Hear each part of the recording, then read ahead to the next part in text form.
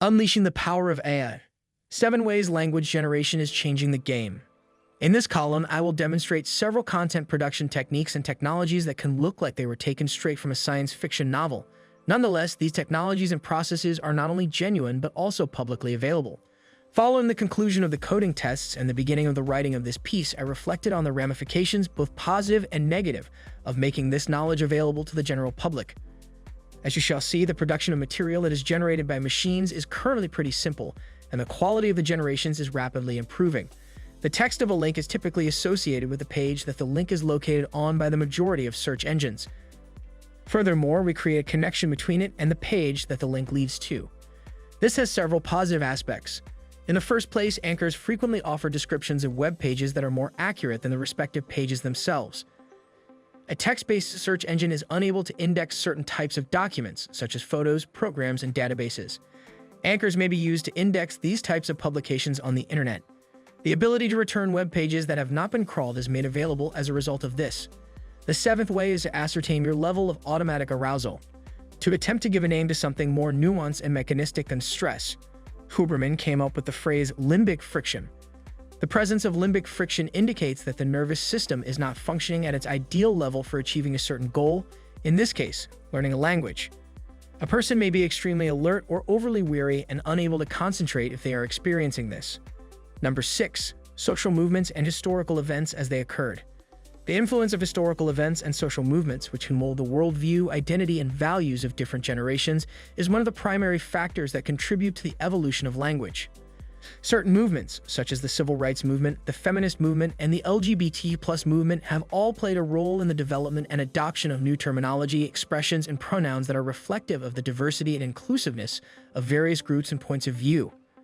Additionally, wars, migrations, and globalization have all played a role in shaping how various generations connect with other languages and cultures, as well as how they borrow, blend, or modify words and phrases from other forms of communication.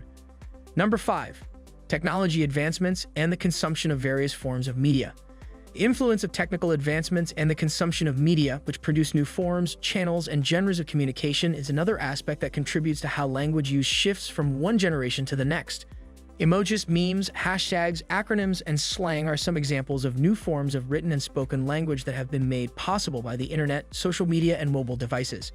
These new forms of language are more informal, engaging, and creative than traditional forms of language.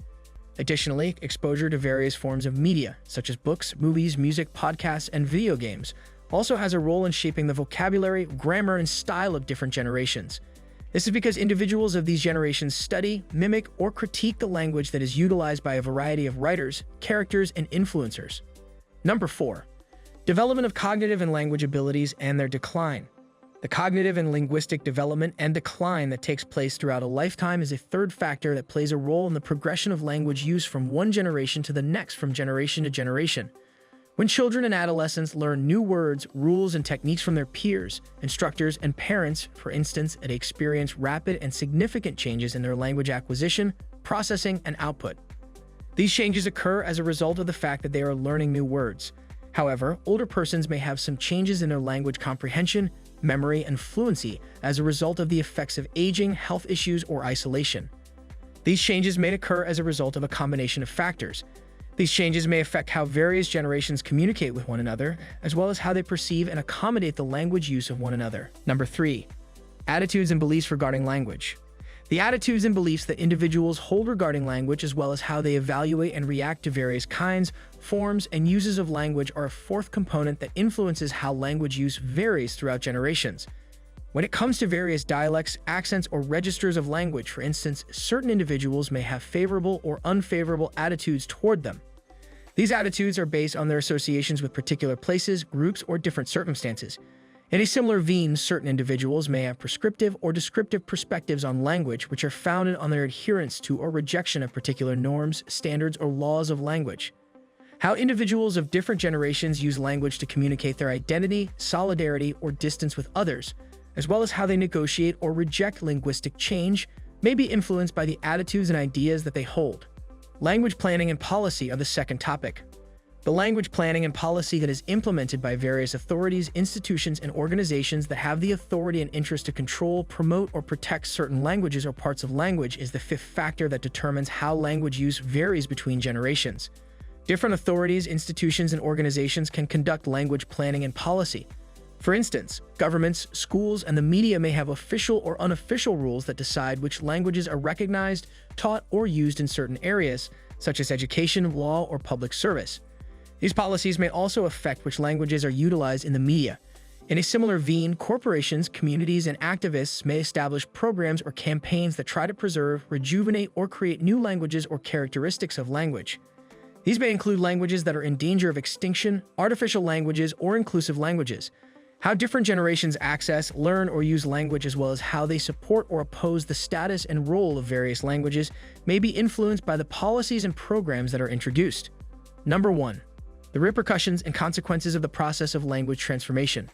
The meanings and consequences of language change, as well as how they affect communication, understanding, and relationships between various generations, constitute the sixth component that decides how language use shifts from one generation to the next. For instance, the level of knowledge, acceptance, and adaptation of various language users can determine if language change creates possibilities or hurdles for intergenerational discourse, collaboration, and learning.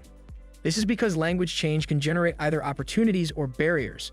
Similarly, the level of preservation, transmission, and invention of various language variations can determine whether or not language change results in advantages or costs for the linguistic and cultural diversity, identity, and heritage of different generations. This is because language change can potentially bring both benefits and costs. Different generations may be motivated or discouraged to engage in or oppose language change, and they may seek or avoid interaction with other language users. These implications may also inspire or discourage language change. To put it simply, this is what our model did when we asked it to predict what would happen after we had provided it with some starting text. It took our initial text and transformed it into a series of numbers. Then it made an educated guess about the next number, and then it took the new sequence that included the suggested number and performed the process once more. Until it reaches the length limit that we defined, this process will continue. Now, these are not just conventional integers, rather they are vector embeddings, and more specifically, bidirectional word embeddings in the case of BART and BART. In both of my writings on deep learning, Part 1 and Part 2, I used a GPS analogy to describe vectors and bidirectional word embedding. I ask that you please make sure to look into these. In conclusion, embeddings encode a wealth of information regarding the words that they represent, which results in a significant improvement in the quality of the predictions themselves. Did you like it? Tell us what you think of the video in the comments section below, and don't forget to subscribe to our YouTube channel for more interesting videos.